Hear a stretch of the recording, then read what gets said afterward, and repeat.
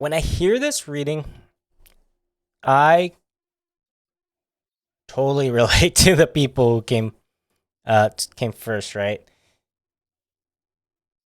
In the sense that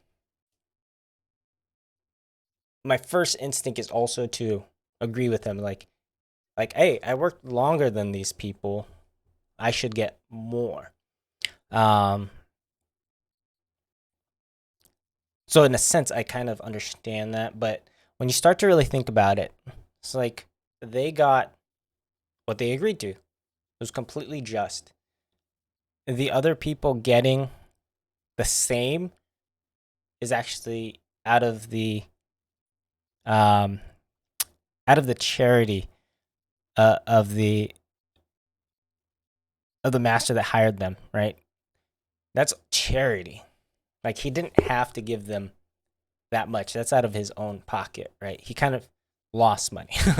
He paid more money for less labor. Um, so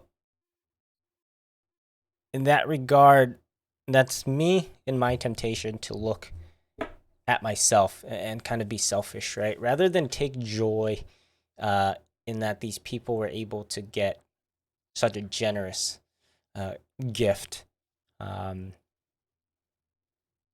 rather than look at like how I think it not being thankful for what I received, which was just.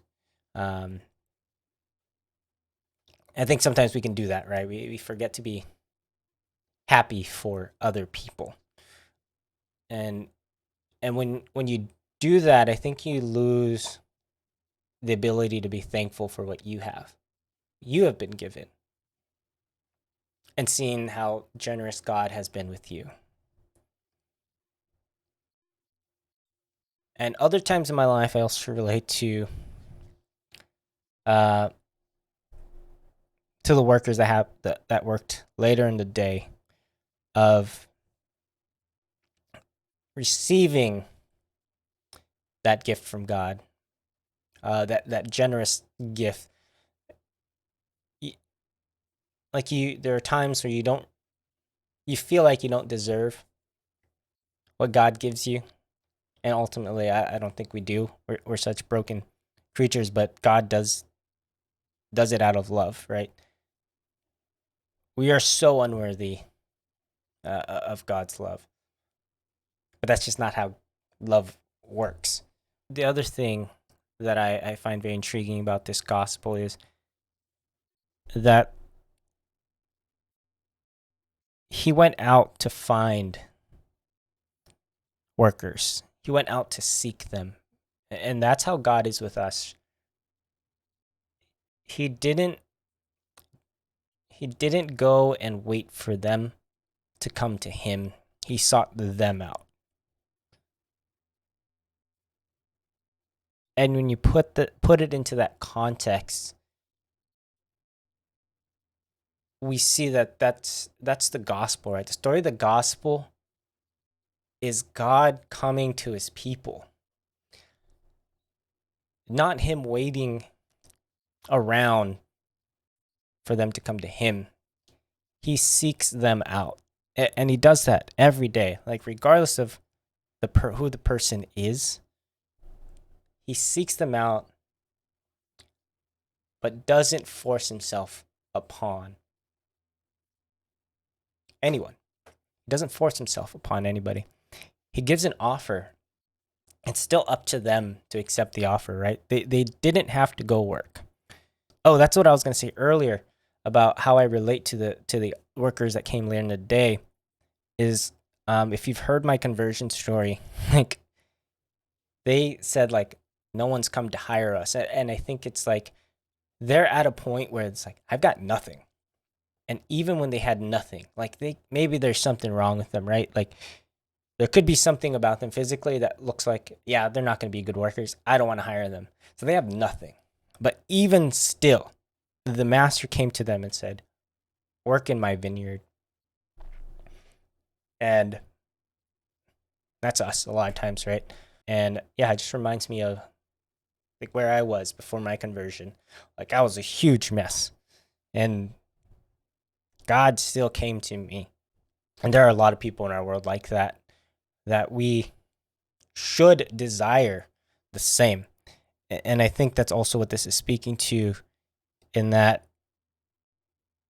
rather than like seeing people as like undeserving of what God wants to give to them, like we should rejoice in that. Like unlike the workers that came earlier in the day who got the wage that they deserved, but they expected more. And they're like, oh, I should get more. If they're getting that much, I should get more. It's like, no, you got what you deserve, got what you needed. Let's rejoice for those people and pray for those people. I think that's where my heart is kind of drawn to more, is who are those people that we see that need our prayers, need conversion, that we need to kind of pray for and rejoice if they do. I find that in our society, so many people are cast aside rather than being rejoiced for. Like, it might be a bad example. Maybe we'll ruffle some feathers, but let's take a look at Kanye. Look, I just got canceled. I just mentioned Kanye. When he came out and said that he believes in Jesus Christ, the first thing people started to like kind of cast doubt on him and all these other things. Whereas our hope should be, it's like, yeah, I hope that he truly found Christ. You know, he's said a lot of things these days that very questionable. But I think ultimately we should have that hope. We should have that joy that if he did find Jesus, and that is a big conversion for him, like we should rejoice in that moment and desire further conversion. And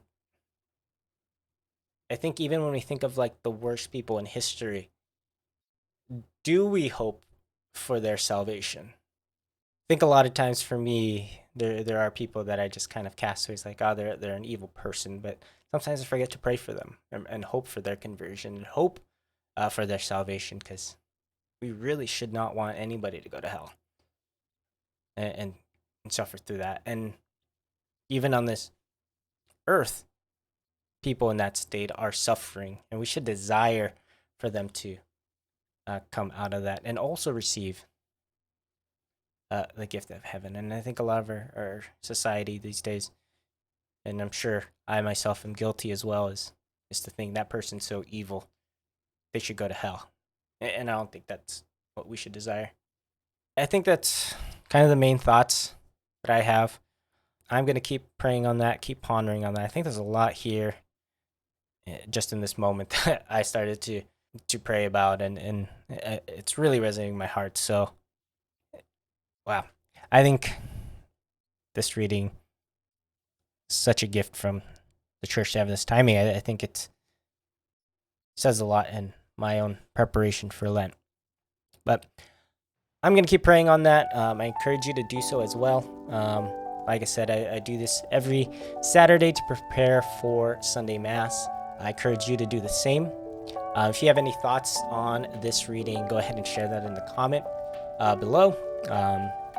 Love to hear what you're praying about. Maybe help others to pray through this reading as well. And if you enjoy this, make sure to give the video a like and hit the subscribe and hit the notification bell so you can be notified when these come out. Till then, I'll see you guys next week. See ya.